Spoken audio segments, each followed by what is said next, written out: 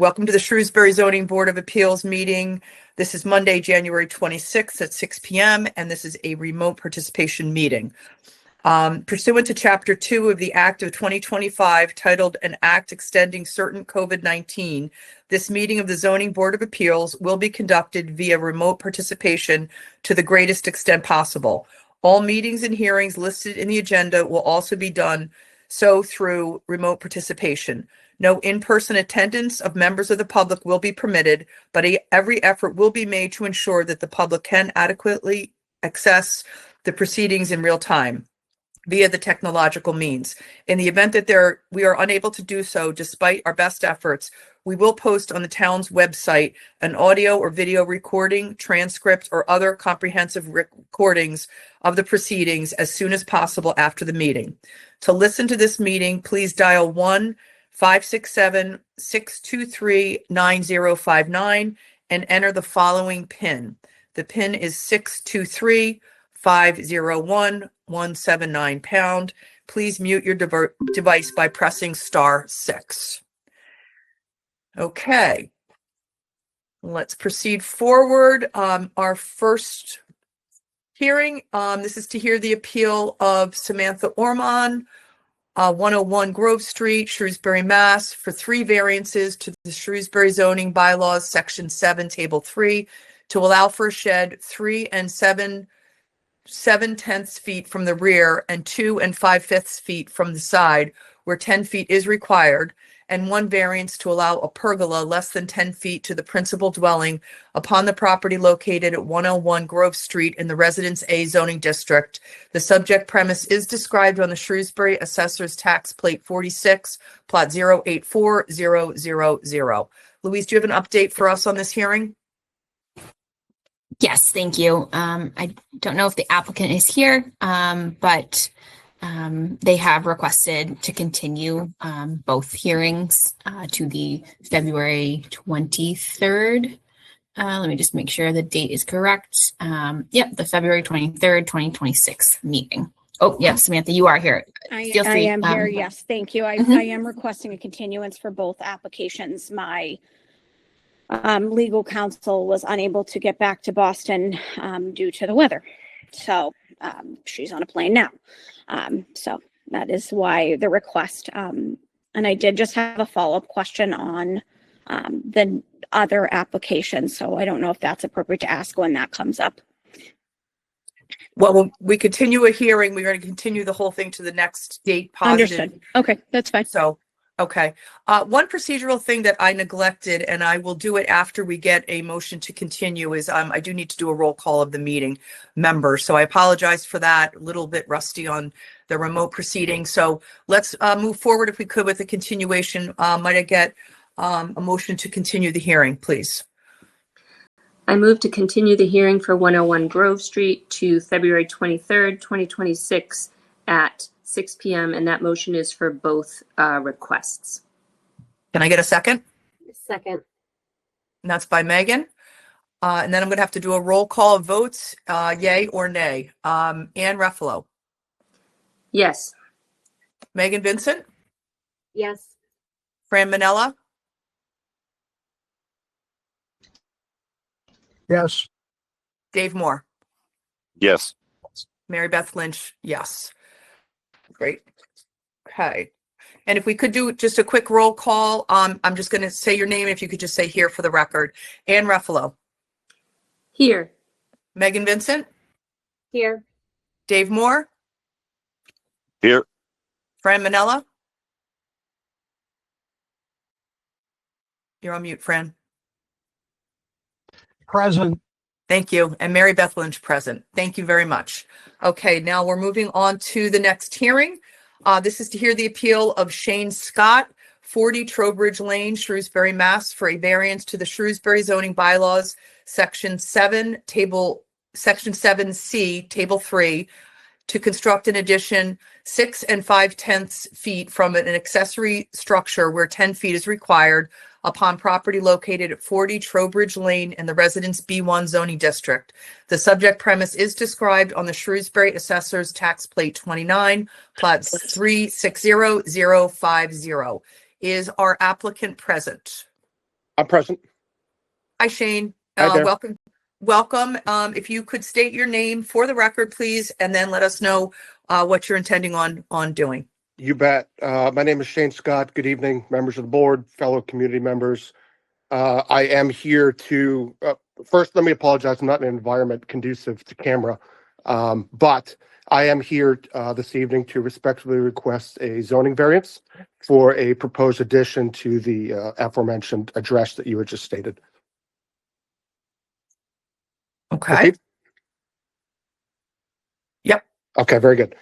I think it's important for me, out of respect for you all, to be clear from the outset that I'm not here to ask you to disregard bylaws, your bylaws. I understand they exist for good reason. Whether that's to maintain safety, preserve property values, protect our community's character, etc. I think what I'm ultimately here asking for tonight is a reasonable deviation that maintains the spirit of those protections while allowing me to make a longly thought out and practical improvement to my home.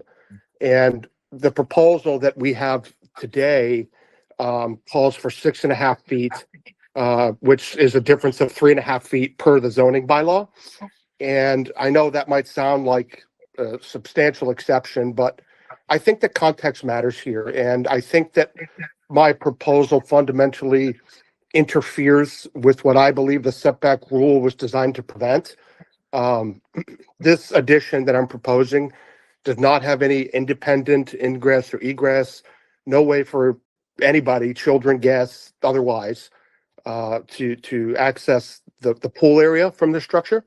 The only way in or out of this room would be through the interior of the home, which, essentially means anyone reaching the pool area would have to go through the same control access points that exist today. I'd suggest that the 10-foot rule exists primarily as a safety buffer to prevent direct or unsupervised access to the pool and maintain clear sight lines. And I think our design eliminates that risk that the setback was created to address. I think additionally, our addition would not create a shortcut or a blind spot. It simply extends living space in a way that happens to be closer to the pool than the bylaw technically allows, but without any of the safety implications that the setback was designed to prevent, as I see it. I think if to achieve a full 10-foot setback, we need to jet out the addition outward, which would require us to break the existing roof line, encroach further towards our neighbor's home on an already tight property line. And I think that would create an asymmetrical structure that disrupts the architectural integrity of the home. And what I'm proposing keeps the addition in line with the original footprint and maintains the home's symmetry. It's aesthetic coherence, and frankly, I think it's value too. So I think ultimately at the crux of it all, I think we're essentially choosing between forcing an awkward or protruding design that technically would comply with the measurement, or allowing a clean integrated addition that respects the home's existing architecture while still addressing the spirit of the safety and aesthetic concerns that the setback rule means to solve. I would argue the latter is better for the property, better for the neighborhood, and would achieve everything that the bylaws are designed to protect. I understand that there could be concerns about precedent. I respect that. But I think the variance mechanisms exist precisely for situations like this, where strict application of a rule doesn't serve its intended purpose. And I think what we're really talking about is whether 6.5 feet with no exterior access points present any meaningful difference in risk or impact as compared to, the full 10 feet. And I'd respectfully suggest that it doesn't. Thank you for listening to me. Let me just finish. I think that I'm asking you to make an exception that I'm not asking you to make an exception that undermines your bylaws. I'm asking for you to recognize that this particular application, with its unique design, space constraints, inherent safety measures, achieves what the setback rule was meant to accomplish, just within a slighter footprint, or tighter footprint rather. And like I said, I believe this is exactly the kind of situation variance is created for, where the letter and the spirit of the law can be reconciled to reasonable judgment. And I'm asking for that tonight. And I'm confident that with your approval, we can move forward with a project that enhances the property while maintaining all of the safety and community standards you guys are charged with protecting. So I'm grateful for your consideration. Happy to answer any questions. My builder is on to address any technical questions related to the project. Thank you all. Thank you, Shane. Appreciate that. Louise or Griffin, is there anything further we need to know about this before we proceed on with conversation? I don't think so. I don't think there were any comments from the building department or from our end in the planning office either. Okay. All right. Let's talk amongst the board. Anne, do you want to start out? I will defer to the next board member. Okay. Megan?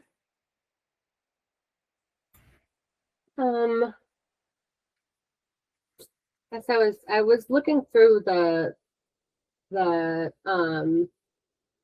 bylaws to understand the setback requirement. So the requirement is that the pool is considered an accessory structure, and that needs a 10-foot, that per our regulations, that has a 10-foot setback requirement. That's correct. Okay. And you, Mr. Scott, you did confirm there's no doorway from the sunroom addition to the patio, correct? It's all. That is correct. Yes, the only access would be through the existing family room today. And and just to reiterate, make sure I understand completely, the reasoning for, because you do have, it does look as though there is room to slide it, you know, let's say plan south. You have room to do that and still meet required side yard setbacks and meet that 10-foot requirement, but there are some architectural limitations to why you can't do that. Is that correct? It would be. We also would like to respect our neighbor's property, you know, to just protrude this thing outwards, I don't think would be aesthetic. I think it would look clunky. What I'm proposing today keeps everything in line with the house's structure as it is today. And so that's why we're proposing to move forward with this design. If I could chime in real quick, Alex Rikov, Colony Building and Remodeling, the builder that's hopefully going to be working with Shane on this project. So yes, the aesthetics of the house, keeping the sideline straight and having the roof lines match up, but also when we tie in from the old to the new, if we have it offset, the access will no longer be centered on the addition, and it'll create kind of an awkward entry, an offset entry point going into the new addition. Moving that over will also limit access for us to be able to come in through the side yard, to be able to dig the foundation for this. And we really don't want to impact the neighbors' lawn, property lines, make them nervous by coming that close and having trucks coming in and out of there and equipment in and out of the property as well. Okay, understood. I think that's all for me. Thank you, Megan. Dave, any questions, comments? No questions, but I will say that in my eyes, kind of the spirit or the thought process behind the 10-foot like accessory structure setback rule is definitely for safety, but typically more so in the sense of like fire safety, is you don't want fires to transfer from one structure to another. It is also for an aesthetic justification, but I think that you guys have articulated well that you're taking a reasonable approach towards the distance from the swimming pool to the structure by not having a door so somebody can't fall out of it and fall directly into the pool. That was going to be one of my main concerns.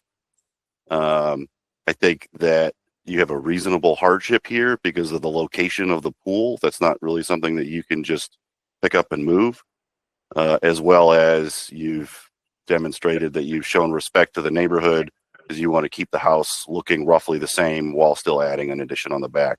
So, so I think what you guys have put forth is reasonable. I'm okay with it. Thank you Okay, for your thank you. feedback. Fran Manella, comments, questions? Yeah, you can hear me, right? Yes, I can, Fran. Thank you. I'd like a little clarification. There's an existing wooden deck I see, right? Correct. And that deck is closer to the pool than this guy wants to put his structure, at least by scale. Correct. Would that? Okay, so we already have an existing nonconformance to the pool as far as safety risk. So that hound don't hunt as far as I'm concerned. I think this is just simple. Okay, so what? That's what I think. I don't have a problem with this. Thank you, Fran. Sometimes Fran's words just ring true throughout the whole process. We're all trying to come up with, the right legal terminology, but I personally don't see there being any impact. And I do think it meets the spirit of a hardship in terms of the safety. I also wonder, Shane, the topography, my memory of Trowbridge is that the yards either tend to go up in the back or down, depending on which do. side of the street you're on. Is there any reality to my thinking on that? Nope, you're right on. The structure would abut right up to where the backyard would start to slope. So it would maintain on the level portion of the yard. And to your memory, yes, the yard does start to slope upwards. Okay, great. Well, that's enough of a hardship as well, topography. So, okay, I think all the boards had a chance to reasonably chat before we open this up to public discussion. This is a public hearing. Is there anyone that wishes to be heard on this matter?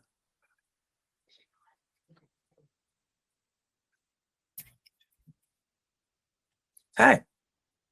Can I get a motion to please close the public hearing? I move to close the public hearing. I second. Okay, that was Anne. Fran seconds it. Thank you. I'm going to have a roll call. Anne Ruffalo, Yes. Megan Vincent, Yes. David Moore, Yes. Fran Manella, Aye. and Mary Beth Lynch, aye. So moved. Good luck. Thank you. Okay. Thank you all for your support. You're welcome. Next hearing, this is to hear the, Wait, we just closed the public hearing. We have to vote oh, on that. I'm so sorry. I'm so sorry. Thanks, Anne. Sorry about that. I'm so glad I have my fellow board members to keep me honest here. Okay, so can I get a motion, please? That's the challenging thing, because I don't have that sheet up. Okay, could I make a motion to approve the application of Shane Scott for 40 Trowbridge Lane, which is located in a Residence B district, for a variance to, sorry, Shut this off. what are we variancing? It's 7C table 3. Variance to 7C Table 3 of the Shrewsbury zoning ordinance. Okay, that's good. Can I get a second, please? Second. Second by Megan Vincent. Okay, let's go to a roll call. Anne, Yes. Megan Vincent, Yes. Dave Moore, Aye. Fran Manella, Aye. and Mary Beth Lynch, aye. So moved. Thank you for that. And I'm sorry about the procedural mishaps here, but I will try to do better as we move through the meeting. I will get it straight by the end. Okay, the next hearing, this is to hear the appeal of Praveen Kasaraju of 600 South Street in Shrewsbury for a variance to the Shrewsbury zoning bylaws, section 7C, table 3, to allow for a solar array 1 4/10 feet from the principal dwelling where 10 feet is required upon property located at 600 South Street in the Rural A zoning district. The subject premise is described on the Shrewsbury Assessor's Tax Plate 43, plot 022001. Praveen, are you with us? Sorry, I was on mute. Yes, I'm here. That's great. If you could please state your name for the record. Praveen Kosaraju with 600 South Street. Welcome. If you could give us an idea of what you have already. Sure. Yep. I'll start. I'll give a little bit of background. What I have is a very small solar panel array. It's a 3-panel array. I have these to power a mini split HVAC system so actually that HVAC or mini split takes the power directly from the solar panels, so it can heat or cool the system, mostly cooling the system in the sun. What I have here are asking for is to install it at 1.4 foot from the property line, as opposed to at 10 foot from the property line, which is required by the bylaws. My understanding is the bylaws require 10-foot distance in this case, because the off-grid solar panel array, not instead of putting on the rooftop, I'm putting on the ground, that is being considered as a structure, and therefore the 10-foot bylaws apply in this particular case. Thank you for bringing that picture. So if you look at the bottom right, you see I have a zoomed up version in the bottom right. If you can scroll up a little bit, yep. So there's something that's called as a PV array. That's about 5.4 foot by 10 foot footprint. The challenge that I have with moving it by 10 foot is when I move it by 10 foot away from the property, and particularly in the afternoon time, the long trees I have on the neighboring property is going to shade the solar panels, and it does not serve the purpose of producing solar in the afternoon, which is where the solar panel would be more effective. And in terms of the safety, as I understand, actually, David Moore was also mentioning in the previous hearing that the 10-foot distance primarily is for the safety reasons. When it comes to the safety, I believe that the solar panel that's on the ground, although it's close to the property, is going to be safer than what's on the roof because it's easy to access. But more importantly, this solar array has a 10-foot access from all the 3 directions. The only 10-foot access it wouldn't have is behind where the property is borderline. And the solar array where I'm installing is clear of all the vegetation. Therefore, I believe that the safety is not a concern for this array. So with those details, I would like to request the board to see if the variance can be approved with the hardship as well as the safety of the solar array in which I believe is not compromised by being close to the property. Thank you. Thank you, Praveen. Okay, we're going to have a conversation amongst the boards. Before we proceed forward, Louise or Griffin, is there anything further we need to know about this? Not at the moment. I think I do believe, was there a conversation with the fire department? Yes, thank you. Yes, there's a conversation with the fire department. Fire department has come and visited the site and looked at the site, and they actually asked. There was a little bit of vegetation close to the property, and they requested that vegetation to be removed. And I have removed the vegetation. Fire department and then visited the property, and then they approved that from fire department perspective. There are no safety concerns. Thank you. Thank you. Okay, Anne, do you want to start us off? Yes, thank you.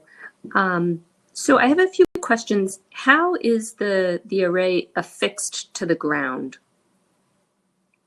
It is attached using a proper the structure, which is 48 inches deep into the ground. And it's permanently fixed to a posting into the 48-inch posting into the ground.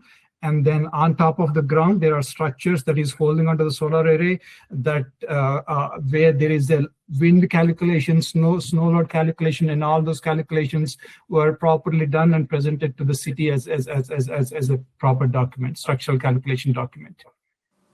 You mean like you dug, there's sonotubes or there's footings there? Yes.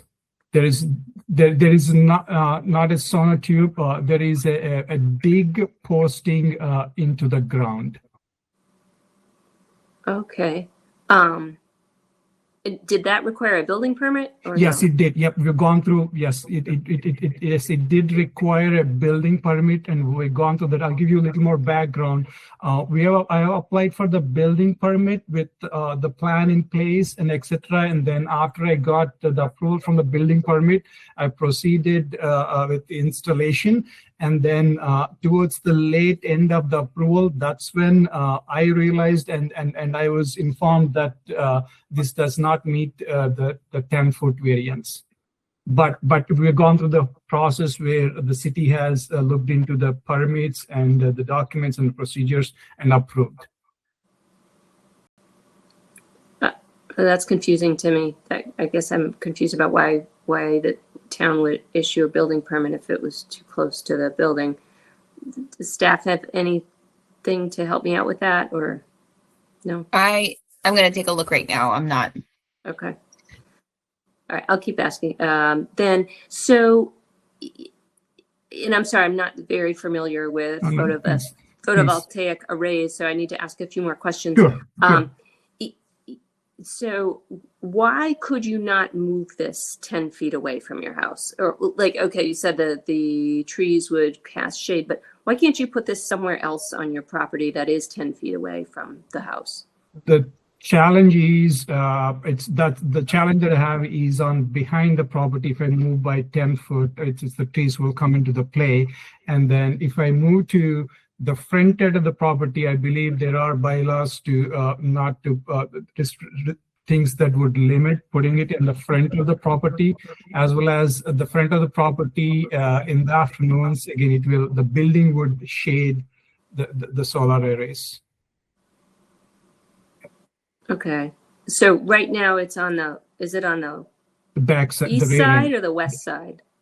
It is, let me see, it's on the west side of the property.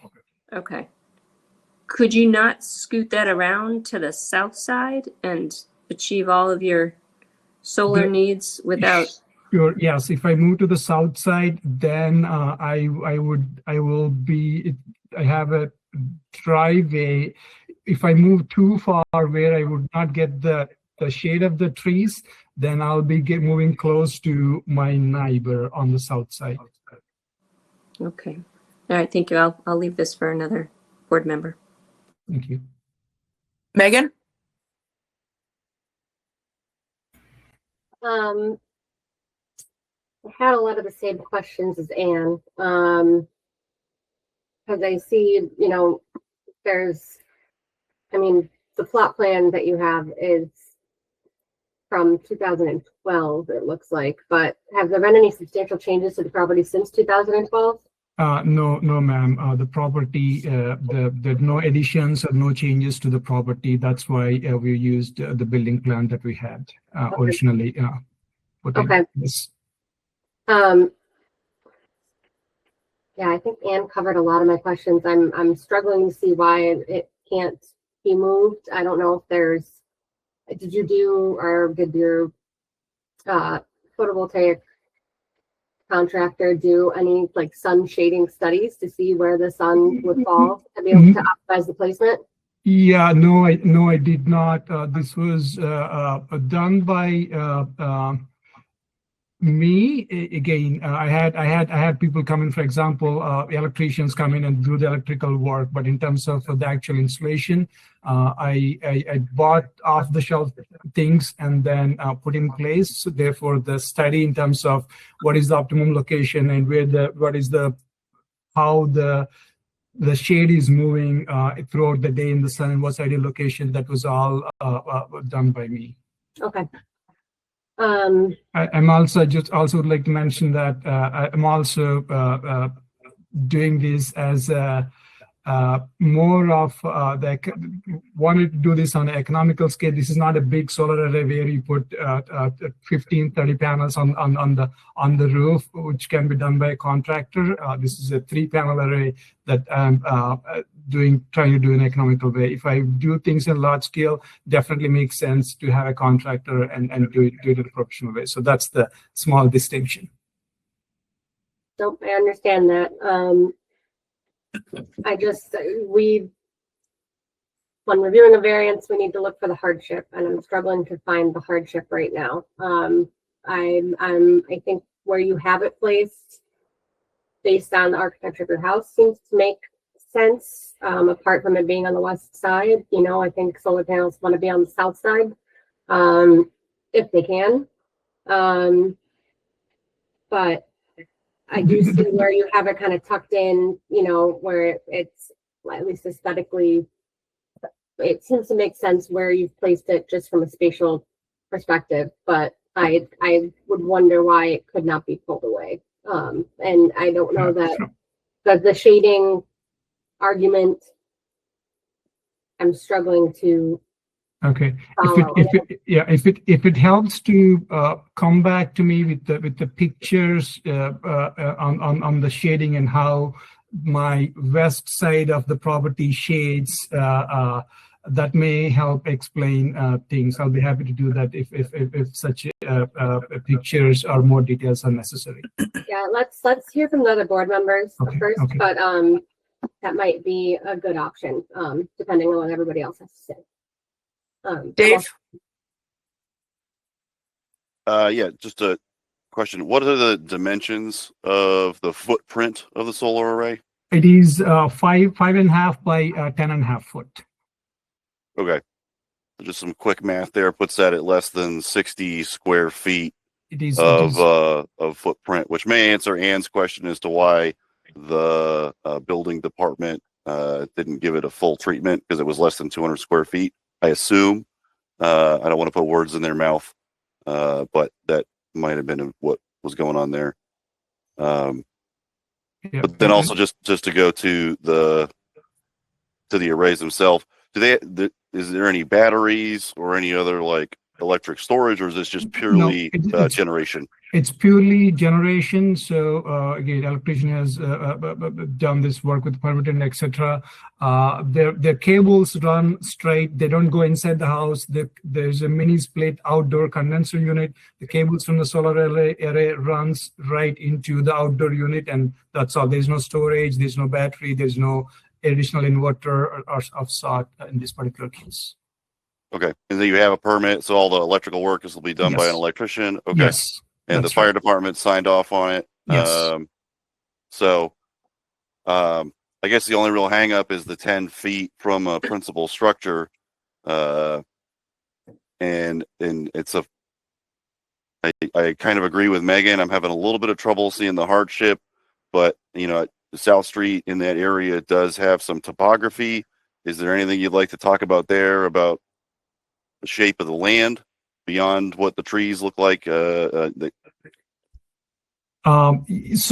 on the way the trees are on the neighboring property, they are at a much higher elevation. That's what actually, as you can imagine, the trees on the higher elevation, they are tall trees, so it brings a lot of shading to the property. That's why it's challenging to find a location where I do get sun in that direction of the house in the afternoons.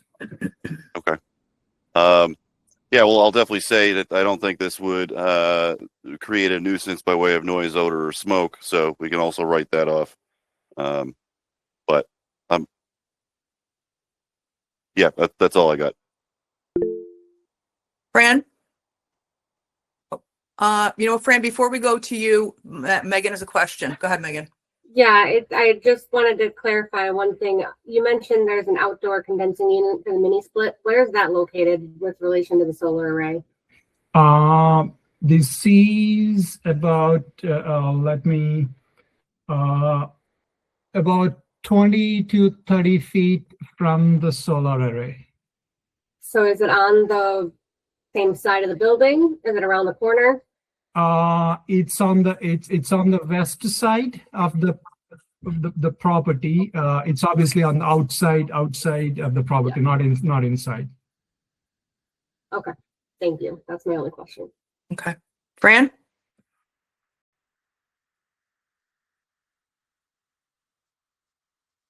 I'm gonna turn on my microphone so I don't have to press the space bar. I hope it's not too bad. We can hear you, Fran. No problem. I need to understand a few things procedurally. Mr. Korsharaju, forgive me. No worries. You went to the building department with a set of plans for this, That's right, sir. stamped by an engineer, I would imagine. Yes, it's not stamped by engineer. So the frame that I used for the structure is off-the-shelf frame. So it comes with its design calculations. So those are the calculations submitted to the building. Okay. And as someone else, I think it was Megan, asked a lot of questions. These posts are basically, were they pounded into the ground? Did they dig a hole and then bury the posts that are holding this up? No concrete, right? No concrete, no footing, no nothing. Pounded with pounded and then concrete. Pounded and then concrete. Can you just, so was it a pipe and they pounded the pipe in the ground and filled the pipe with concrete? Pounded the pipe, fill the concrete, and then on the top has a concrete base as well. So pound it to some extent and then fill with the concrete at the top. Okay. And so then after you submit all this to the building department, they issue you a building permit. That's right, sir. And then subsequent to that, somebody said to you that, oops, it's too close, basically? That is right, sir. Who told you that? If I could just Sure. step in, if you don't mind, Go ahead, Louise here. Please. So I am at the building permit at the moment. This was reviewed, building zoning. It was missed zoning wise. So it all got approved to no fault of the applicant. And then, it was then found later on. So a step was reopened for review, which is why we are here today. Okay. So I do see the permit was issued back in June 2025. Procedurally, I see what happened, but I am still annoyed. I'm still annoyed by the fact that the applicant wanted to build a solar array, basically walked around the property and decided this would be the best place to put it. So it's obviously facing east, right? Facing east. West. West. West. Facing west.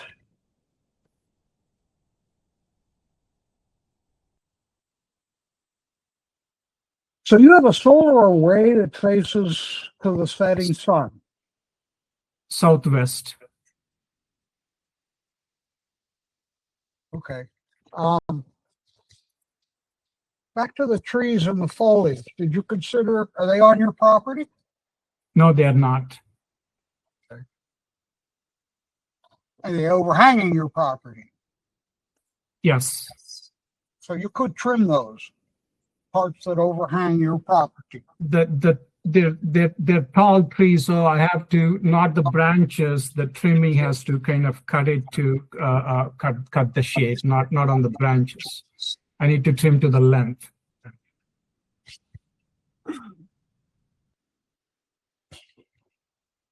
Okay. The fire department, you said he came out, took a look, said everything was good. That is right, sir. Can anybody in the room verify that for me? Yep. The fire plan review and approval step in the building permit was approved. Okay, so the fire department's already signed off on it the way it is. Correct? Yes, sir. Yes, yes. Okay, thank you, Louise. Thank you. I'm sorry. Okay, I'm finished. Thank you very much, Mary Beth. I'll go back on mute now. Sure, thank you. Anne, you have your hand raised. Yeah, thank you. I just had a few other thoughts. I am concerned about this project for a couple of reasons. First, it's great that you've kept the foliage away, from this 1.5 foot distance between the solar panels and the house. But the solar panels may continue to be there after you move out. So this is something that I think is concerning to me. And was there a reason that you didn't put them on top of the house, like the majority of small solar panel arrays? Yes, ma'am. Yeah, Please. economically, it didn't make sense for me to hire a professional to put small panels, 3 panels on the top. It would have made sense if it's a bigger something of a 15, 16 or number of panels that would be producing more energy, that would be tied to the grid, would have made sense to put it on the roof. Since this is 3 panels, it didn't make sense to have a professional to put it on the roof. Okay, thank you. Fran, you have your hand raised? Yeah, thank you, Mary Beth. So you just said that you had this analyzed in some fashion in terms of the cost effectiveness of having this on the roof? That's right, sir.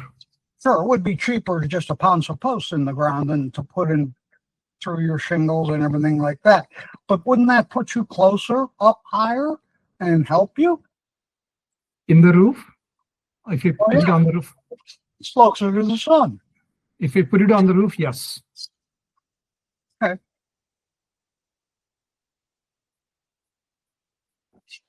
I don't know why you don't put it on the roof. Everybody be happy. Okay, thank you. So I have all the concerns that all of my fellow board members have raised. My first thought on this was, why is it not on the roof? I mean, the reason that we put them on the roof is so that they can get closer to the sun. Canopies aren't in the way. So that's why the traditional approach is typically what we see. The part that is kind of swaying my thinking just a tiny bit is that you went through the regular process that you need to go through to get it permitted, and the town approved it. And I think from a community perspective, that's on us and not on you. So the fact that you were approved and proceeded forward is swaying me towards a feeling, a little bit of empathy, I guess is the word. That being said, I also, our bylaws have not caught up with the technology of solar altogether.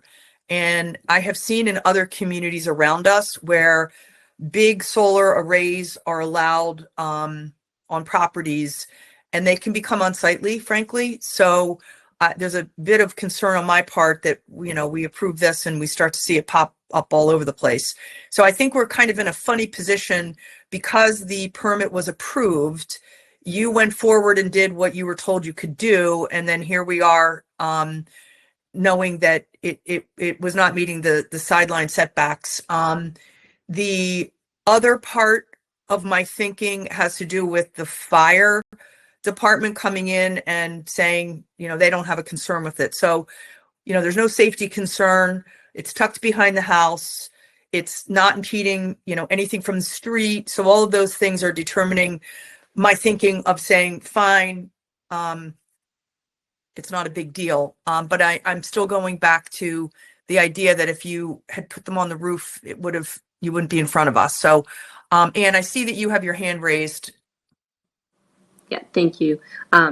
Right, so definitely it's not the applicant's fault.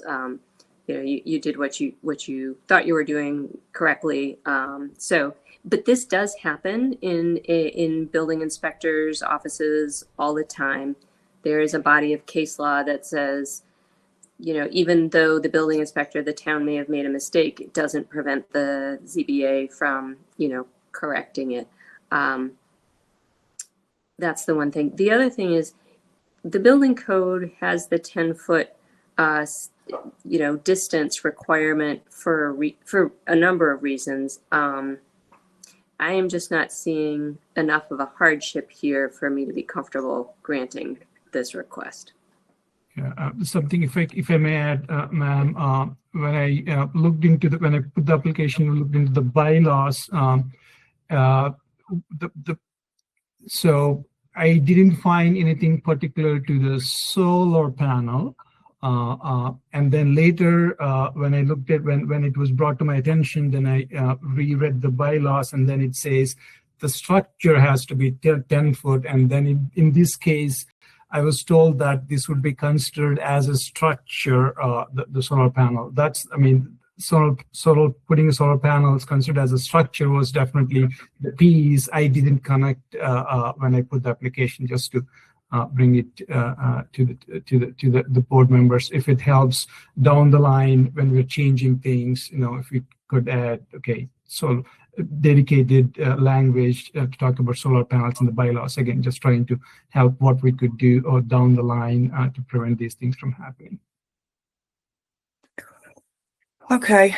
Any other board members have any other conversation before we open it up to the public? Okay. All right. This is a public hearing. Is there anyone that wishes to be heard on this?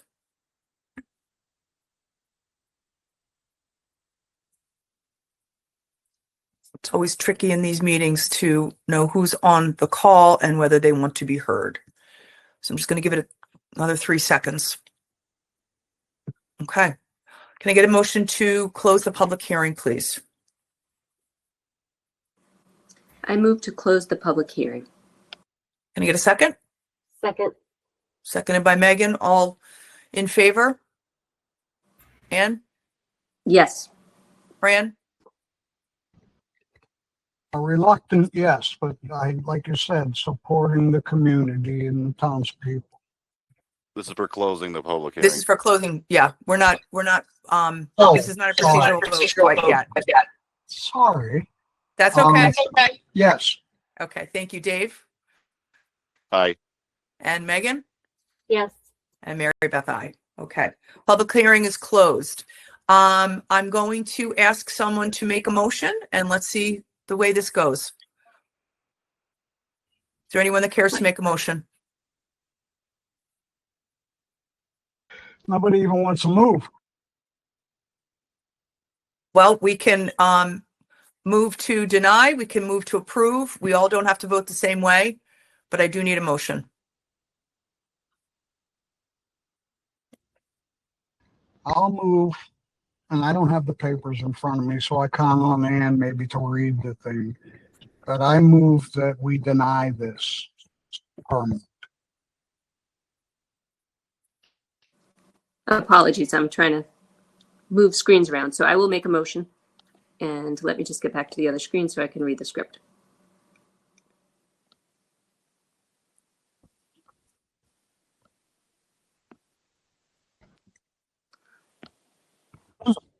Okay.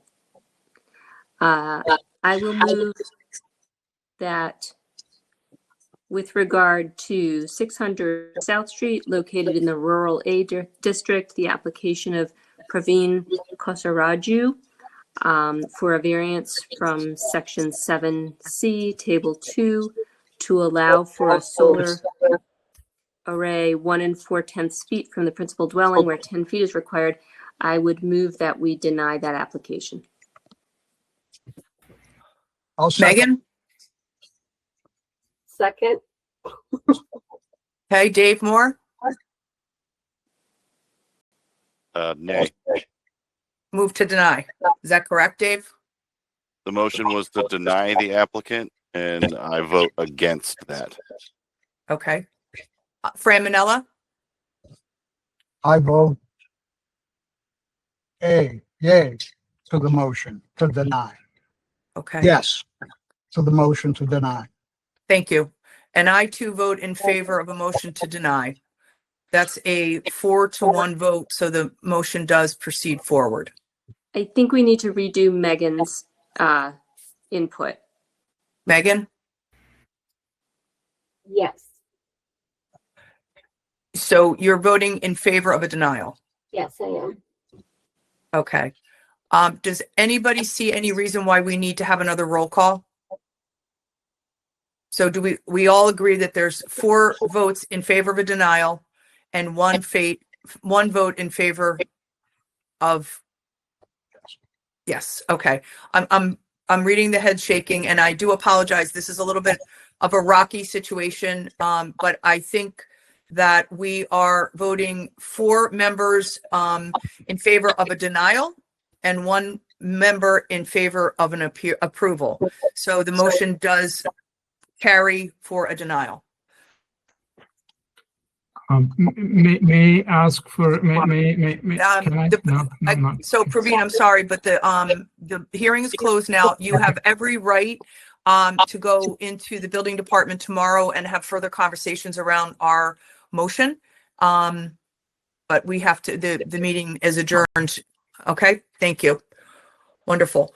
Okay, moving on to the next hearing. This is to hear the appeal of Andrew Barbash, 18 Rockwell Drive, Shrewsbury, Mass, for a special permit to the Shrewsbury zoning bylaws, section 6, table 1, to allow for an in-home residential kitchen business upon property located at 18 Rockwell Drive in the Rural B zoning district. The subject premise is described on the Shrewsbury Assessor's Tax Plate 48, plot 044000. Is the applicant in attendance? Yep, Yes, I'm here tonight. Hi, if you could state your name for the record and please talk to us about what you're looking to accomplish with this special permit. Yep, my name's Andrew Barbash, and I'm looking for the special permit so I can get permitted for a residential kitchen for 18 Rockwell Drive. I have a business. It's called AB Snacks. So we do, excuse me, individually wrapped brownies, so just baked goods, and then hopefully we can get this permit. I don't think that the business would have, it would have very minimal impact on the surrounding neighborhood. There wouldn't be any noise or odor or smoke associated with it. We have very minimal waste. It wouldn't generate very much extra trash, no pollution. There wouldn't be any additional vehicles at the needed for the business, and there is parking for all the vehicles there. There wouldn't be any additional employees, no customer pickups at this time. It's delivery only, so there wouldn't create much traffic in the neighborhood. The homeowners of 18 Rockwell are my parents, so they approve of the business here, and then I've had some support of the neighbors so far. The direct neighbors have said that they would also be supportive of having the business operating out of 18 Rockwell. Okay, thank you, Andrew. You're welcome. Let's open it up to conversation with the board. Let's start with Ann, please. Thank you. Yeah, this sounds fine. I don't have any problems or any questions. Okay, Megan? Hi, I generally, just one point of clarification, I generally am totally fine with this, but you mentioned that there's, I think you stated there's no pickups right now, it's all delivery only. Yep. But we do have a plan in our file that has an area identified as parking for pickups. So is that something you were doing and are no longer doing, or what, why is this?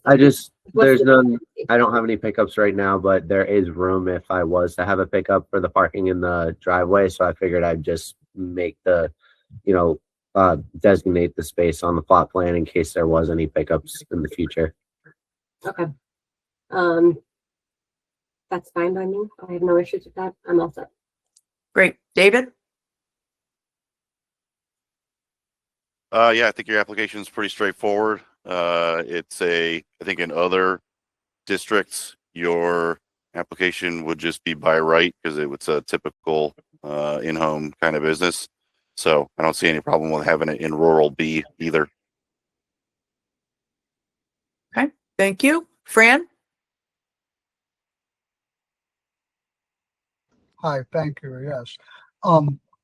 More out of curiosity's sake, what are you cooking in this kitchen? I'm just doing brownies right now, so I do individually wrap brownies with different toppings on them. And where do you how do you distribute them? Is it to a wholesaler, or what happens with them out of your kitchen? Where do they go next? It's mostly been sales to friends, family, coworkers, and then during the farmers market season, we did the rec farmers market in Worcester, and then the I forget the name of can't think of the name of the festival off the top of my head, but it was another market in Worcester as well. So Okay, understood. Yeah, the pickup. Be careful with pickup. You don't want a ton of cars coming and going. definitely. You don't foresee that. No. Okay. So you guys cook them and you take them somewhere and you sell them there. Yeah, that's mainly how we do it. Okay, thank you. I'm good. Okay. I am always in support of small businesses. I think it's great that you are entrepreneurial enough to be able to establish a small business. We want to support that. The fact that it's, in a residential neighborhood. I mean, I think Megan's point about parking, the only thing that I ever worry about is if a business gets so successful that you end up with lines of cars, all of those unintentional consequences that come with success. I know that in the past with in-home businesses like this, we've put a time limit on asking you to come back in after a certain period of time just to check to be sure that all is well. And that might be something that the board might decide to do, not for any other reason, but to just make sure that our decision is a sound one for the neighborhood. I think before I'm going to make a recommendation, I always like to hear from neighbors that might be tuned in. So I think I'd like to open this up to the public and see if there's anyone that wishes to be heard on this matter.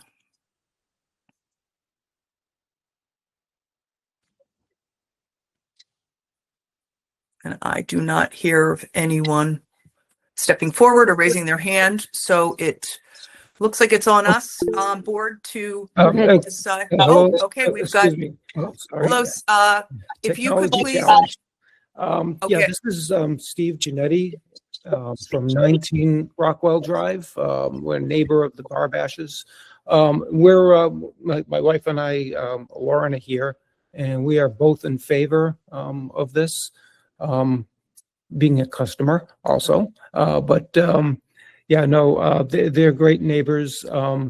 They do have a large driveway, so I mean, there would be absolutely no issue with if somebody came to pick it up. Yeah, I'm not sure what I can add other than I hope you approve his application. Thank you. It's always good to hear from neighbors that are have opinions on that. Is there anyone else that wishes to be heard on this? I think we have Sandeep. Sandeep, are you available? I see Sandeep Aurora with his hand raised. Does everybody else see that? I do. I think he's having problems with his mic. Yep. Okay, let's give him a second.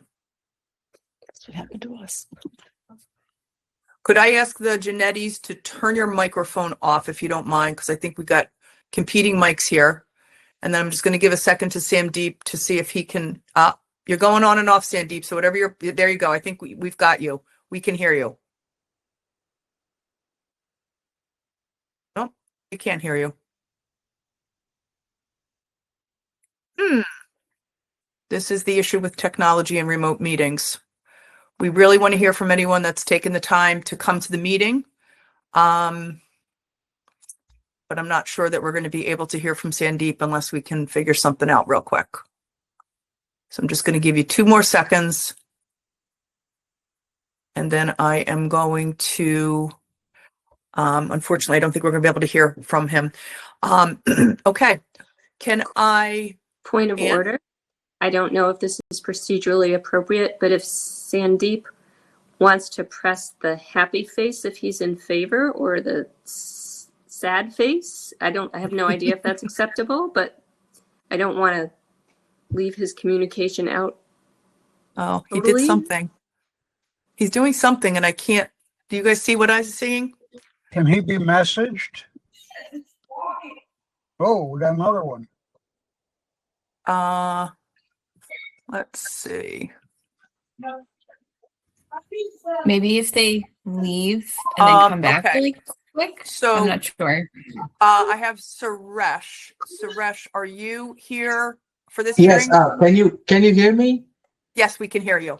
Okay. Sandeep is I'm 15 Rockwell Drive. And Sandeep is right across from my house. He's I think 16 Rockwell Drive, and we had a couple concerns, a few concerns about the whole idea, because when we looked at the presentation or the plan or everything, it said pickups. Now Andrew just mentioned that there are going to be no pickups, and the town members just pointed out that you want to check in again to make sure that business grows and there are going to be pickups.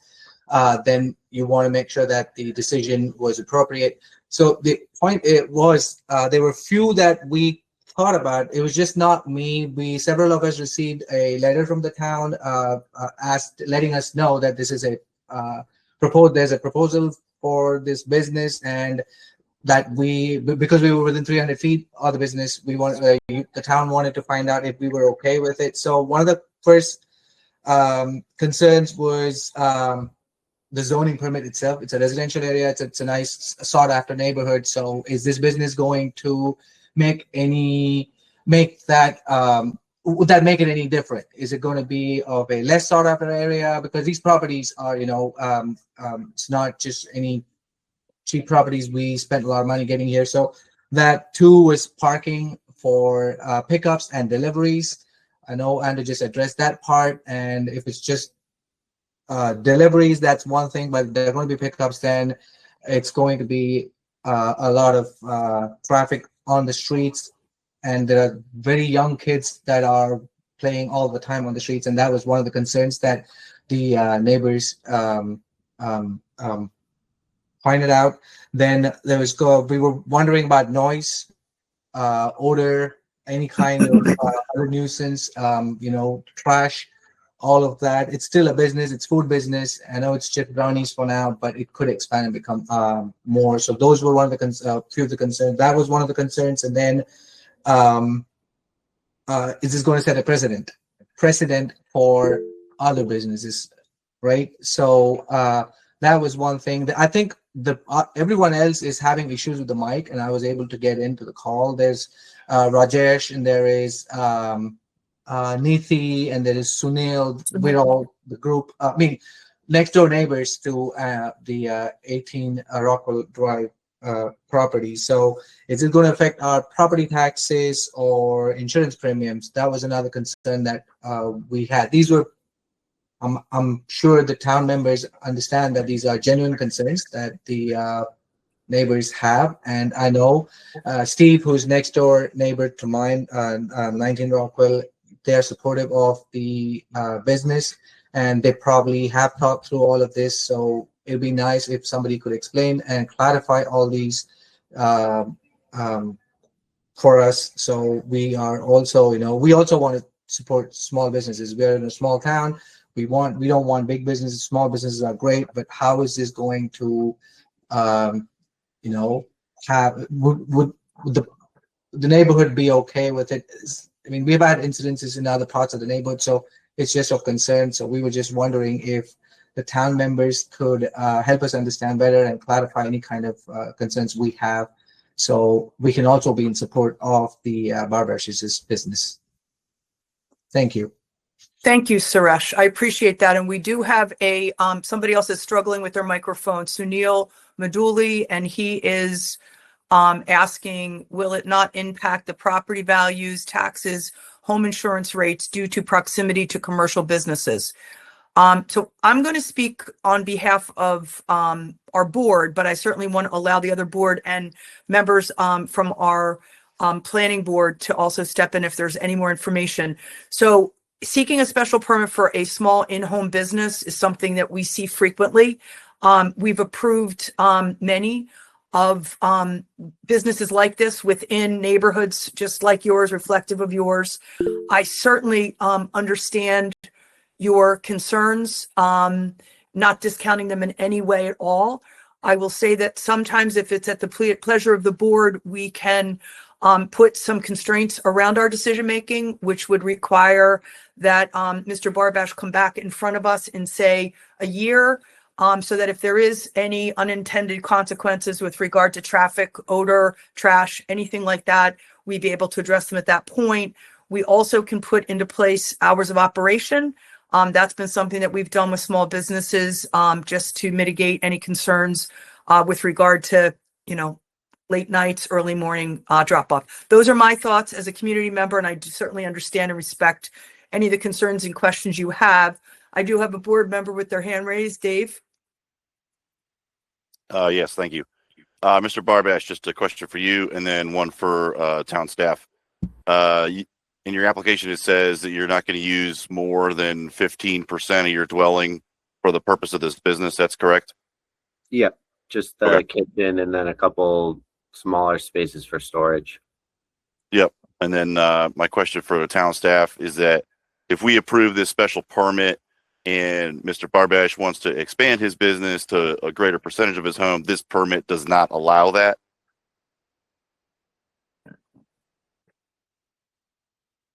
Mary Beth, I saw you nodding, so I'll take that as a yes. So I'm gonna, I guess I'm gonna step in and just say that we are approving what's in front of us.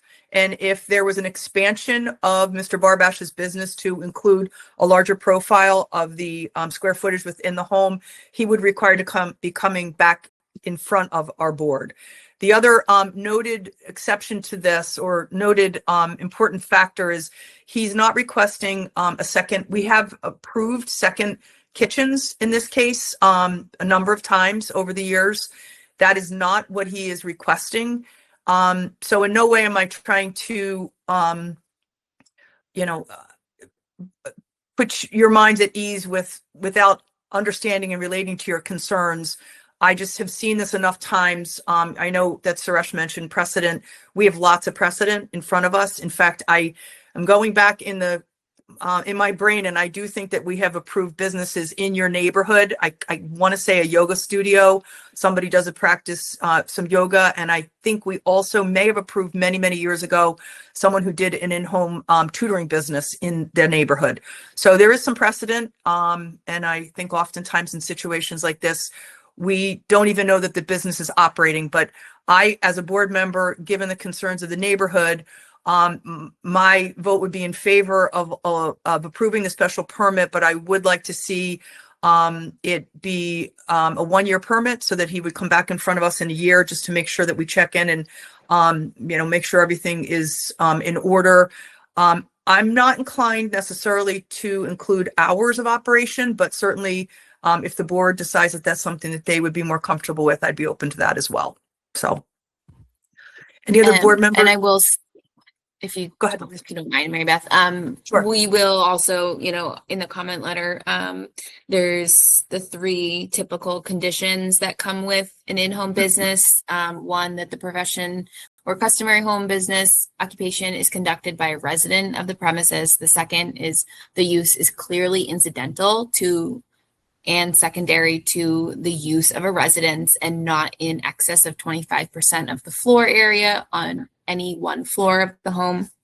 And the third is that no more than 2 persons other than the residents of the premises are regularly employed in connection with such use. So that will also, help provide a little bit more comfort that this, stays a small business. It's Yep. One last thing, I just want to address personally the concerns around property values, taxation, home insurance, all of those things are driven really by the market. But my experience personally and professionally is telling me that assuming the Barbashes continue to live in the house the way they've lived there for as many years as they've been there, there will be no impact at all on any of the concerns. But again, I feel personally, given the concerns of the neighborhood, I would like to put a time limit on this special permit and ask that he come back and see us in a year. So that would be what I would advocate for. Is there any other commentary? Anybody else? This is still a public hearing that's open. Is there anyone else that would like to be heard on this matter?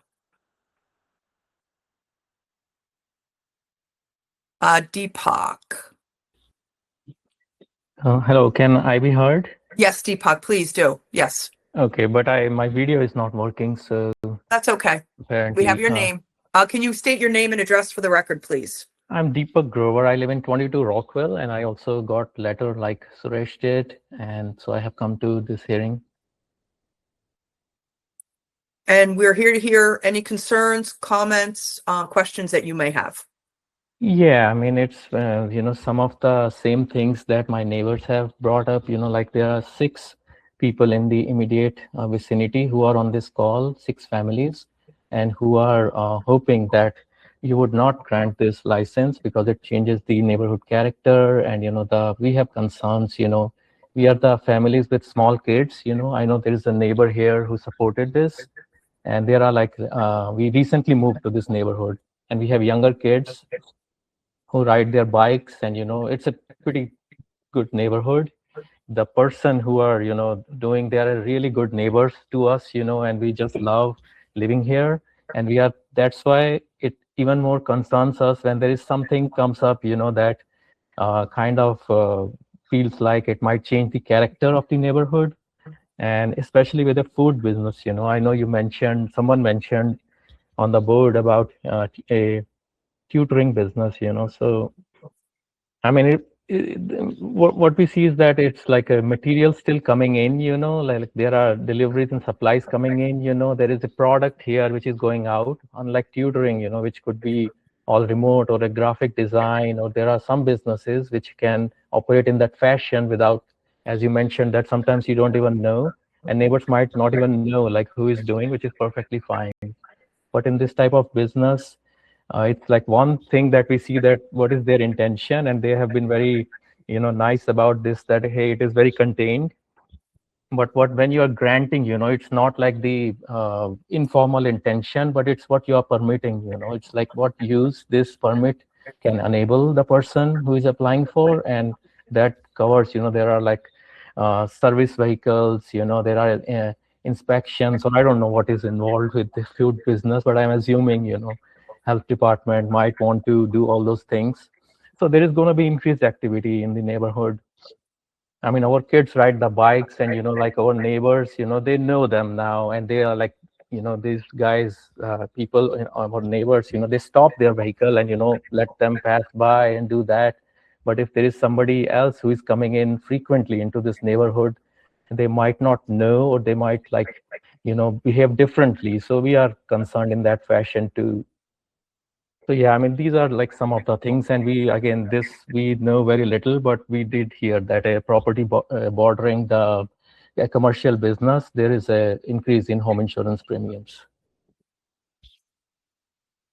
Okay. Thank you, Deepak. Is there anyone else that wishes to be heard? I do have a hand raised from a board member, Fran.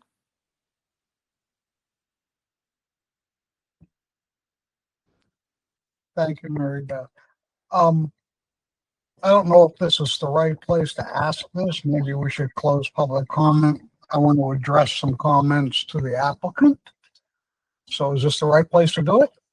I think I would prefer to move through the public hearing portion and then go back to you. Okay, thank you. All right. Is there anyone else that wishes to be heard?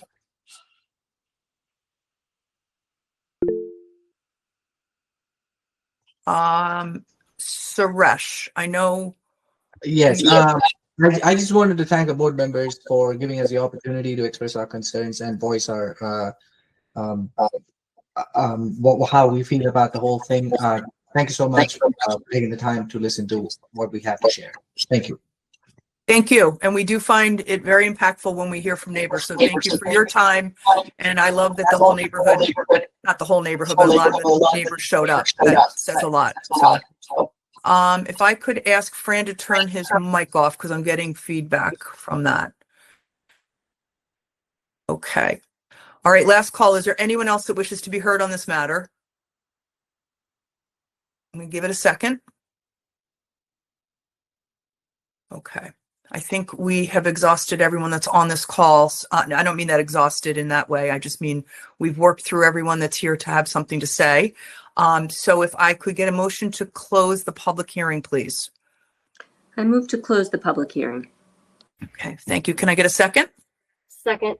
It's from Megan. All in favor? Anne? Yes. David? Aye. Fran? Aye. Megan? Yes.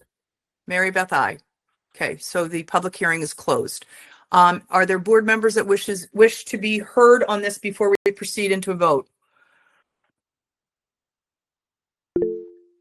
I do, if no one else does. Okay, go ahead, Fran. I have a question for the applicant. Is he still there? I think he is. I don't see him, but yep, there he is. Yep, I'm still here. Okay. Yeah, okay, thank you, sir. I just want to clarify some things in terms of this. You don't own property, do you? No, Is the application in the right name according to the town? Is the applicant the parents Yes, it's in the right name. or the property owner, Griffin? There was a property owner authorization letter signed. Okay, thank you. How do you have I don't want to belittle that what you're trying to do is a job here, but do you have a job outside of this? I do. How do you get your flour and product is it delivered commercially, or do you go in your truck or car and get it yourself? So I just get everything at the grocery store, so it's just my normal vehicle. And when you distribute these taking in your own vehicle. Yep. Do you foresee any employees beside yourself? No. Okay, so we could restrict that a little bit then, I think, to make sure that doesn't happen. It is already There's a restriction written into it. Yeah, but that's only no more than two. Correct. I'm saying let's close it tighter, make it no more than one.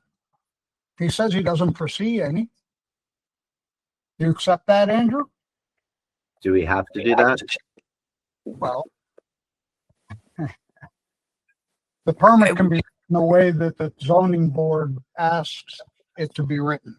There'll be motions and debate, and someone can move that be part of the permit or whatnot. Yeah, we have the ability to do that. We don't want to do it necessarily, but I'm trying to work with the neighborhood's concerns. They foresee traffic, they foresee growth, they foresee, and I don't want to restrict the growth, but there are certain limits that, if you start having Joe's Flower Company coming in 2 times a week, even though you're distributing them in your car, that's something I would, let's talk about.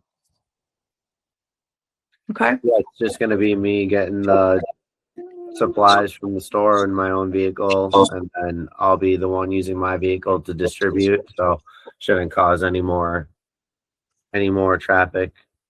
Great. Than what I'm doing now. Procedurally, does the town have to issue a licensed food side, like home kitchen license? Does anybody know? I think they do, don't they? Yeah, food permit, I believe. Griffin, can you address that? I prefer if Louise did, because she knows the exact ins and outs, but I believe, yes, it is. There would be a Board of Health inspection of the kitchen. Okay, and the Board of Health is going to issue a permit that allows us conducted business, right? Is that how it works? I mean, a little permit on the wall, a little thing that says I can, town of Shrewsbury, common vic dollar, whatever they call it. Is that the thing? I believe that that is the case with an in-home business like this. I believe so. Andrew, can you speak to that? Have you had to do that yet? So I've never had a residential kitchen permit before, but I'm assuming that after this, I'll have to get a food permit. That is a permit that will allow me to, operate out of the residential kitchen. All right, we can make our decision. That'd be a perquisite before this is permitted. He has to get that permit. Usually this comes first though. This comes first, Fran. Okay, so then what happens if the Board of Health doesn't issue the permit for him to operate the kitchen? I don't know. Okay. I don't know their process. All right. We've got a couple other board members that have questions. So Fran, let's root through them and then maybe come back if you have more. Okay. Anne? I don't remember what I was going to say. It's been resolved. Thank you. Okay. Okay. No problem. Dave? Yes. So, I think, from my perspective, Mr. Barbash has said that he gets his ingredients for his business, with his personal vehicle. This is his personal kitchen. It's not a secondary kitchen to be added or whatnot. The Board of Health is going to oversee this. I understand and empathize with the neighbors' concerns. And so to act respectfully for Mr. Barbash and for the neighbors, I'm in favor of doing the 12-month duration for the special permit, see how things go. And I would also be open to a hours an time of day limit on when and how many visitor vehicles can be present. If that's something that we typically do. Just so that way we can keep things in line, put some guardrails on this. I completely believe that Mr. Barbash is going to be respectful to his neighbors, but just to give the neighbors something on paper to help them feel more certain that everything's going to be above board. Okay. Anne? Yeah, I agree with David. We can certainly, this is how we build communities. People get to know each other as neighbors. I hope you all enjoy Andrew's brownies and I hope you all get along very well. This seems like a lot of other applications that we've had come through just a few months ago, a woman was going to sell cookies and cakes out of her house and, that's worked out fine. And, so this is not an unusual request, but at the same time, what a great opportunity for everybody to get to know each other. And I agree. Let's put some guardrails on when deliveries and pickups could happen, but certainly we're not going to restrict the hours that you can bake the food. I mean, that shouldn't be a concern of ours. Right. I agree. I mean, I think it's more pickup delivery concerns rather than when you actually decide to, do your baking. Andrew, what would be the typical hours if just pretend that someone were going to come for, what would you feel would be a fair hours that we would consider your business open and closed? For pickups I would say, maybe 10 to 6 p.m. or something like that. Definitely it doesn't have to be a huge window. If that would seem reasonable to other, like an 8-hour window every day to have delivery, or mostly it would just be pickups. Yeah, I could see what everyone thinks about that. Okay. I mean, the 9 to 6 to me seems reasonable. That seems to be reasonable business hours. I think asking Mr. Barbash to come back in a year is fair. And if we are, confident after a year that everything's going well, then we can proceed forward. We did just approve, it was a license for an in-home bakery on Old Mill Road, and we have had many of these in the past in front of us. Again, not to belittle any concerns the neighbors have, but I think to Ann's point, if it were me, I would be deciding based on the quality of Andrew's product. So if we were in an in-home meeting or an in-house meeting and you brought us brownies, we probably wouldn't have had all these discussions, but here we are. So I hope that you are successful, but I hope you also are hearing all of the neighbors' concerns and you'll be a respectful community member. I'm really going to date myself, but I believe Andrew might be a colleague of or a classmate of a few of my children. So I know his family have been in town for many, many years and have always been outstanding citizens of our community. So I think it's a great opportunity for all the neighbors to get to know you. So, okay. One last poke at, we closed the public hearing, so we're good on that. Might I get a motion? And I would recommend some guardrails on that motion. Yes, I will make a motion. One moment.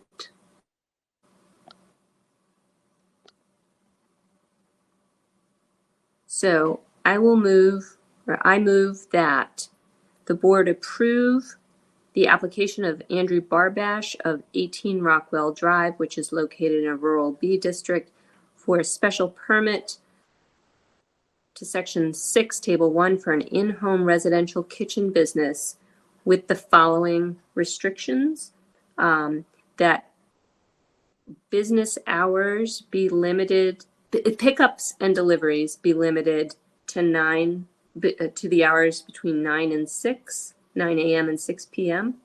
And that we review the application within 1 year. And the other 3 regular restrictions, which include that the business be conducted by a resident, that the use is incidental to the primary use, and that there are no other employees other than the applicant. Can I get a second to that motion, please? Second. Okay, seconded by Megan. All right, Ann. Yes. Dave Moore?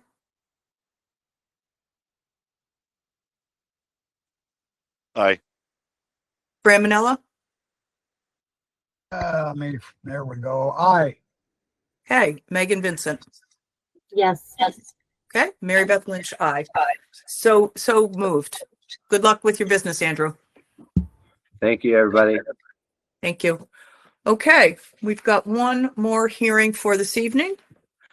This is to hear the appeal of Pamela Panarelli, 24 Gulf Street in Shrewsbury, for a special permit to the Shrewsbury zoning bylaws, section 4C, to allow for an alteration and expansion of a pre-existing non-conforming single-family dwelling upon property located at 3 Brookway Drive in the Residence B1 zoning district. The subject premise is described on the Shrewsbury Assessor's Tax Plate 22, Plot 124000.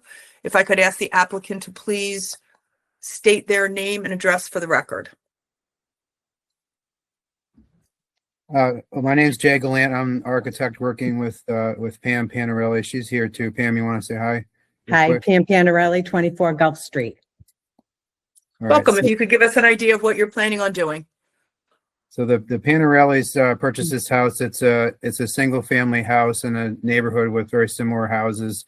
They want to make it their primary residence. They live at the Gulf Street address in Shrewsbury, and the house was built in the 50s. Needs some work. They've done similar projects on other homes in town, and they to make a long story short, the reason that we're here is the existing house is within the front yard setback, the front wall of the house, and we want to extend the house as we're rebuilding it. So basically keep tear down the roof and the walls, keep the floor and foundation structures, and then build an addition. Right now it's about 900 square foot house. So basically double the size to something that's still modest, but by comparison with other properties, but it'll suit their needs very nicely. It's basically it's the two of them that live there, and they just want to make it a nice house for the neighborhood and a nice house for themselves. And we're not going to increase the nonconformity. It'll still be the same distance from the street that it is now, and it'll still be a single family house. Looks like there's the site plan. So the red is the addition on the right there. You see the main house is in the center, and there's a garage. There's like a mudroom breezeway type structure that's currently unheated in a garage, single car garage that's it's 20 feet long now, too small for a car. We want to extend it a little bit so they can park their vehicle in the garage. And then the breezeway will become permanent living space. And where that 9.7 foot section where it says proposed porch entry, that'll become a nice entrance to the house in a logical location into the new mudroom foyer space. It's actually in the front, right? Yeah. Okay, that's fine. So anyway, that's going to become the main entrance to the house, and the existing stairway and sidewalk that goes to the street now, kind of in the center of the house, underneath where it says house, that's going to be abandoned. That's where the front door is now. It goes into the middle of the house. Doesn't really make sense for how it's going to work for their living. So we're going to eliminate that stairway and sidewalk, and there'll just be one entrance, one driveway, very simple. And it'll be a nice house in the neighborhood. Hopefully it'll help everything, help the neighborhood improve and help the property significantly. That's I'm happy to take any questions. Okay. Thank you very much for all of that. Let's go through the board and see what everyone has for questions. Anne, do you have any questions? I don't have any questions at this point. It seems like a reasonable project. I am interested to hear whether other board members have problems with those side setbacks on the right side and what the community thinks. But other than that, I think it's okay. I think it looks good. Okay, let's see who we got next. Megan. So to clarify, basically you're keeping the existing foundation in that center section, and are you keeping the existing foundation of the garage as well? No, so I kind of forgot to mention the garage too. I noticed on the site plan that's within their rear yard setback. It's a corner lot, so I guess that's a side as well. So we have two fronts and two sides. So the rear of the house is where the garage protrudes into the setback. It's not really salvageable. It doesn't go down 4 feet, which would be required by code.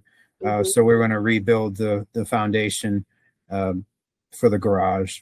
I see that on the foundation plan now. I should have scrolled a little farther. Okay, so center section stays, new foundation for the garage, and the garage is getting enlarged so that you do have that side yard issue or side yard setback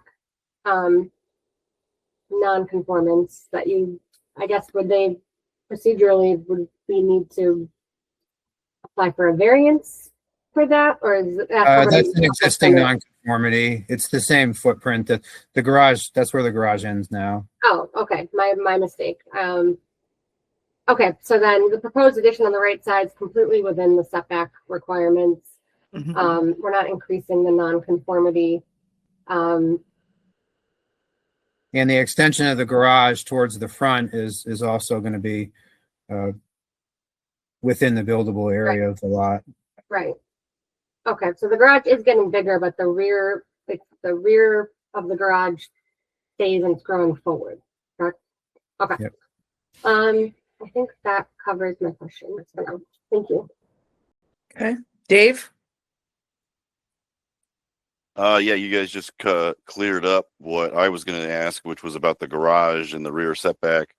But you just said pre-existing, you're replacing it as it is. The expansion's going in the front. I was initially going to be worried it was going to go rearward because I know there's not a lot of space between this property and the neighboring properties. That's also typical for the neighborhood. So yeah, it's pre-existing, non-conforming. I think it's going to be a vast improvement over what's currently there. I got no issues. Fran. Thank you, Mary Beth. Yeah, cleared up for me too. It's tough to tell where the red line and the black line overlap, so I wasn't sure, but okay, so that's the existing foundation's already there. And in the front, we're non-conforming with the porch entry, but we're already non-conforming with the front of the house. So the addition to the garage doesn't bother me. Under the proposed addition, there's quite a big crawl space. If I did the math right, there's 5 foot from the slab to the top of the foundation wall, which I guess would be the bottom of the joist, right? Correct. They just don't really need any more basement space, which is why we're calling it a crawl space. We're just kind of going down as far as we need to work. But you're right. It's a large crawl space, but it's yeah. I'm okay with it. It's just so it's defined as crawl space, and we're not going to try and occupy that in any way. Okay, and it's a limited entry. You put a little panel there or whatever you want, and put the porch furniture inside or whatever. Okay, I'm good. Megan has her hand up. Megan. Yeah, just one more question that came to mind. On the plot plan in the dimensional summary table, it looks like you're staying under the 35 foot. It states that you're staying under the 35-foot height requirement. Is the new building increasing in height from what's there? And if so, by how much? It will increase in height by about 6 feet. Okay. I just wanted to clarify that. That gives me minor pause just because it's taller and it's on a higher. It looks like the house is at a higher elevation than its neighbor. But I don't know that it's enough to make me sway from approving this. So thank you. So, yeah, I think good call on the height. I do think that there are other properties in that neighborhood that have gone way up. And so actually, before I finish my comments, I'm going to turn Pam on. Go ahead, Pam. I was just going to say the same thing. There are houses in the neighborhood that have built 2 floors at like a colonial type home. We're, downsizing and trying to keep everything on one level as we get older. As I feel very old today after shoveling all day, I would love everything on one floor. So that's our plan, to move there and to, have the forever home, I guess you should call it. One floor living. Yeah, I mean, I think there's plenty of precedent on neighbors going up in that neighborhood. We do have 2 front yards, which isn't really a concern. It's a pre-existing nonconformity. I also have had the benefit of seeing the work that the Panarellis have done on other properties that they've owned. And I can tell you that they turn homes that need help into beautiful homes, and they maintain them for long periods of time. And I mean that. So I do not have any concerns at all. I think that it's going to be very attractive to the neighbors when they see it done. And it might encourage more people to call Jay and change some of the other aging neighbors' structures. So I have no concerns whatsoever. However, this is a public hearing and we always want to hear from the neighbors. So if there's anyone that wishes to be heard on this matter, I would invite you to step into our meeting. I'm going to give you a minute to turn your mics on if you are here, if there's any abutters. We have a question from one of our board members. Frank, go ahead. I just have to get up and I'll be right back. Just so I don't vote on anything until I get back. Give me a few minutes. Or unless you have to adjourn, Mary Beth. I don't know. No, but I think I don't think we have any public comments. So I believe we could wrap this up fairly quickly, Fran, if you're in the position to be able to do that. Yeah, that'll be all right. Okay. All right. So can I get a motion to close the public hearing, please? I move to close the public hearing. Can I get a second? Second. All in favor? Fran? Aye. Anne? Aye.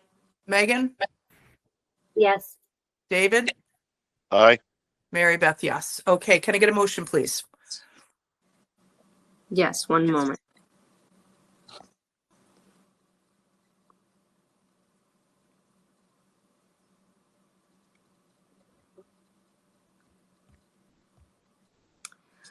I move to approve the application of Pamela Panarelli for the residence at 3 Brookway Drive in the Residence B1 District for a special permit to Section 4C to allow for alteration and expansion for a pre-existing non-conforming single-family dwelling. Can I get a second? Second. Okay, all in favor. Anne? Aye. Megan Vincent? Yes. Dave Moore? Aye. Fran Manella? Aye. Mary Beth Lynch? Aye. So moved. Thank you. All right, you're welcome. Thank And you that very brings- much, and thank you for the kind words. Oh, you're welcome. Thank you. Enjoy. Hopefully the weather will help you move forward with this. Okay, looks like we are at a point where we are going to look for a motion to adjourn. I move to adjourn. Can I get a second? Second. All in favor, Fran? Aye. Dave? Aye. Megan Vincent? Yes. Anne? Yes. Mary Beth Lynch? Aye. So moved. Have a good evening, everyone. Fran, you're off the hook. Good night. Thank you very Good night. much. Care, Good everyone. night, Fran. Good night. Good night.